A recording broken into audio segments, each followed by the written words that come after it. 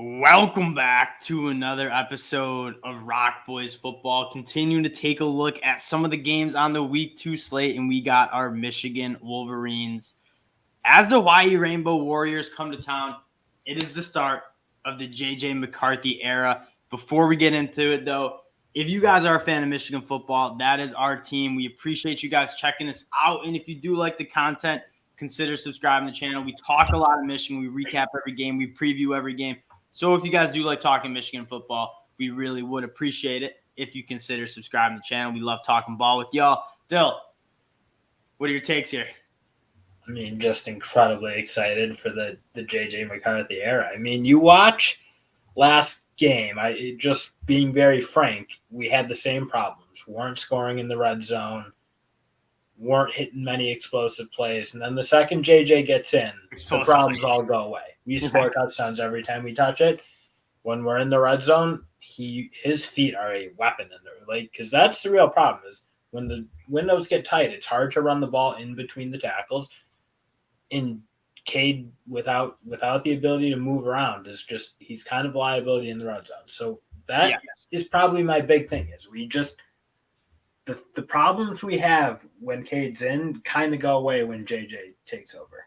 And at the end of the day, and we talk about this a lot, how important it is to have explosive plays on the offensive side of the football. Again, I'm beating a dead horse here, but it is so hard to go 12 plays, 75 yards, and score a touchdown just because you'll have a holding penalty, you have a drop pass that leaves you behind the chains. If you can throw in a 40-yard play like JJ McCarthy seems to do regularly at this point, it makes it so much easier to put points on the board. And like you said, the problem last year, the problem against Colorado State, red zone, settling for so many field goals, and Jake Moody's a stud. I love it. I don't want him on the field every game. We should be scoring touchdowns, especially against Colorado State. JJ McCarthy puts us in that spot. At the end of the day, our offense is just better, and the ceiling is higher with JJ McCarthy in the game. Jim said he ran a 4.5 40. Disgusting. I believe it. Dude, I believe it too. If you watch them, he outruns DBs to the edge. I mean that. Or you remember that in the Big Ten championship game when he catches Blake Corum to block for him downfield. I mean, yeah, the whole thing. He's. I mean, I don't know. You watch that game, there's no way you could convince me that JJ shouldn't be the guy. It just everything looked easier on offense when he was in, and things looked kind of hard for Cade. He just the game didn't look easy for him. When they were talking about the three things Jim wants to see out of his starting quarterback, the water to wine, the field general, and the arm talent, they were giving Cade the edge on arm talent and field general. Okay, he might be more of a field general just because he's played more snaps. There is no way you can possibly argue to me that JJ McCarthy's arm isn't as good as Cade's. You see him spin that out route over to Henning? There's just no way Cade makes that throw, but it takes a half second slower. And AJ Henning gets tackled, and in the explosiveness after the catch our receivers have, that's our game. Getting the guy Roman Wilson, the ball in space, AJ Henning, the ball in space, even Cornelius Johnson, the ball in space. That's our game. Get those guys in space where they can be explosive. JJ can just get the ball out quicker with more space. I think that is the argument. I don't know if it's a coincidence, but we have Jaden Davis coming up on his official visit to watch this game. I wonder if Jim sees, okay, we got a 5-star quarterback coming in. We have Hawaii, who is one of the worst, if not the worst team in the FBS this year, coming. We're going to start JJ in game 2, and we're really going to run it up. And it's just going to be so blatantly obvious who quarterback 1 needs to be. And again, this isn't meant to be take a dump on Cade McNamara. He broke the drought, won us a Big Ten title. He's the GOAT. But it's JJ's time, man. I mean, it's we're not talking about we're replacing Cade with some average Joe. I think this guy could be one of the best quarterbacks in college football, 100%. And absolutely. And that's just kind of what he does have that ceiling. Whether he'll make it happen, we'll see. But outside of JJ McCarthy as quarterback 1, which is obviously the biggest storyline, any other players' storylines you're looking at as we play Hawaii? Again, this is a game that we are going to beat them if I was the quarterback. But what players you want to see kind of flash and get some more playing time and see what they can do? I mean, one of the initial is Iabi Anoma. Like he came in, had Yeah. the sack right off the bat. Looks gigantic. Looks like a freak out there. And then another guy I want to see is Braden Mcgregor because he's a guy who we've all been waiting for at Michigan. Like, oh, you wanted the Hutchinson comparison. They felt like similar guys, both from Michigan. All those things you want. And he looked like he was going to be that guy in that Colorado State game. Like he was rushing the passer. He was dominating tackles one-on-one, getting a sack. I want to see him play more. I'm really excited about what he can do because if you can get him working in with the Harrells and Mike Morris and Upshaw, like those guys all played good football too. Like that's a scary group of edge rushers, and then you could even throw in Anoma at one point. I mean, I want to see him increasingly play more because I think he only took like 5 sacks, and one of them was he beats a tackle, runs through a running back and pass row and gets a sack. I mean, he's a freak.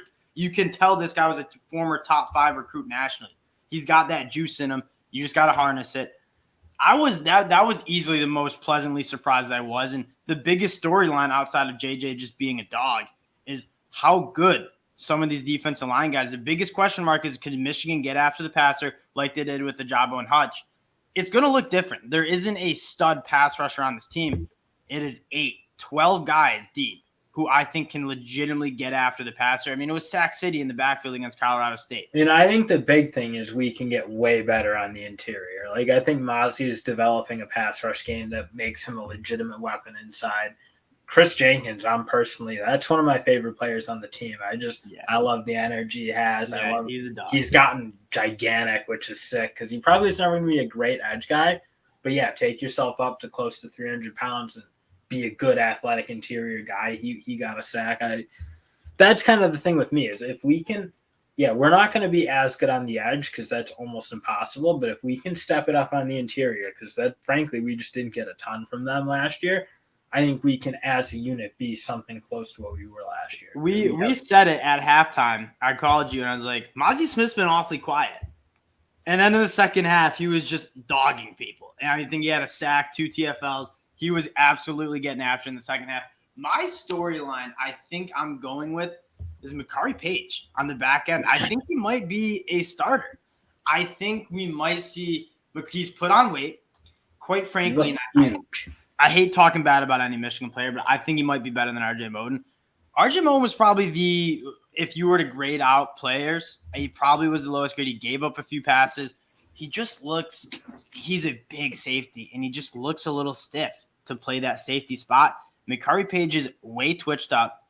He's faster. He's not as big as RJ Moden in terms of tackling, but Makari Page is a guy who came into Michigan as a very high school recruit, and I thought he looked like one of our best DBs. That you mentioned it. Like when he started playing as a young guy, you just could see he was so small and he didn't have the physicality. And even Jim said it. He's like, we always knew he was athletic, and now he's coming in and thumping guys, and he's big, and that'll be a big thing. Because I'm kind of with you. I think RJ Moden isn't exactly designed to be that deep safety. I think that he's a weapon in certain situations. I think he can be. So have a similar role like Mike Barrett does, like more of a hybrid linebacker on certain down and distances and against certain teams. Because it's not to say RJ Moden shouldn't be playing, but I think at that kind of deep safety, if they're going to play too deep, which they were doing with him and Rod Moore, I think probably makes more sense for Makari just because it seems like he's got a lot more range. He comes up and makes tackles on screens a little more effectively, and yes, and he's a guy who he's got a lot of talent. You were kind of hoping he'd pan out eventually. I get that it maybe took a little longer than we thought, but he just have to develop. Like he was a guy that came in. I mean, he looked like he might have been 175 pounds, 6'1", 170. He was very small. RJ Moden, I kind of agree with you. He seems like he should be playing that Mike Barrett role, like kind of a hybrid safety backer when we go into the nickel. I think he's more of a box guy. He's a bigger dude who's a little bit stiffer. He's not as good in space, but he's a very good tackler. He's physical. He can take on blocks. And he can cover in that sort of role at a pretty high level. Yes. Yeah, exactly. Out in the flat, carrying tight ends. I agree with that. I think the last storyline that I'm looking for is kind of shuffling the offensive line. It's easily, I think, our strongest unit that we have, maybe outside the running backs and wide receiver room. Trevor Keegan kicking out to left tackle. Obviously, Carson Barnhart goes down. I'm interested to see if Ryan Hayes gets back, if he's ready to rock and roll. Again, if Ryan Hayes if there's even like a glimpse of him not being ready, just sit him out. We know what Ryan Hayes can do. He's an all Big Ten left tackle. But I do want to see Keegan Zinter and Olu kind of get more reps on the inside, because I don't think you can find me a better interior offensive line than what Michigan has when those three guys are in. No, I doubt it, because Keegan might be one of the better guards in the country. Olu is one of the best centers, and Zinter is very much coming on as a high. Zach Zinter's, I think, going to be the most improved. I think Keegan's probably our best offensive lineman, but I think Zach Zinter's a guy that we're going to be talking a lot about in December. And the last thing I'd probably note is we're really close to hitting some explosive plays with those backs. I mean, Blake Corum was very close to busting some. Donnie Edwards is very close to busting some. It's going to happen against Hawaii.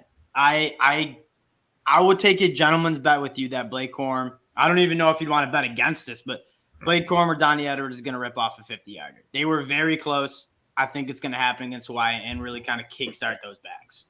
Yeah, and I have no doubt. Like, we all know those two are great. Especially with JJ as quarterback. There's going to be a lot of space. That makes it impossible for defenses, for sure. Yeah, any more storylines you want to hit before we get out of here? No, shout out Mason Graham on the inside. I didn't mention him, but he looked awesome too. Yeah, there's a laundry list of defensive linemen we probably should have addressed. Oh, I'll honorably shout out one more thing before we get off, is just the amount of pass catchers we have. I think 15 total people caught a pass on Saturday. Obviously, some backups, 2-3 deeps. But there are so many weapons on this team that can hurt you. Once Ronnie Bell you could tell he was a little rusty. He was definitely knocking some rust off. He had a drop. Once he gets back, Roman Wilson is legit burners. He made guys look slow out there. AJ Henning, excited to see. Cornelius Johnson had a frustrating game. I mean, he created some separation, and K just missed him a few times. I mean, the amount of pass catchers and the amount of guys who are dangerous on the field. And then some of those young guys. I'm excited to see those guys too.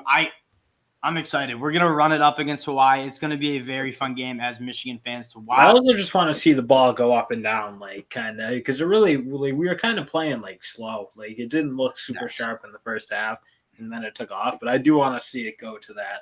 I wonder why it took off in the second half.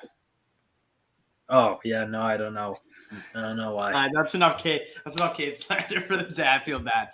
All right, y'all. We do appreciate you checking us out, though. If you do like the content, again, consider subscribing. We love talking. We will talk Michigan ball with anybody in the comment section.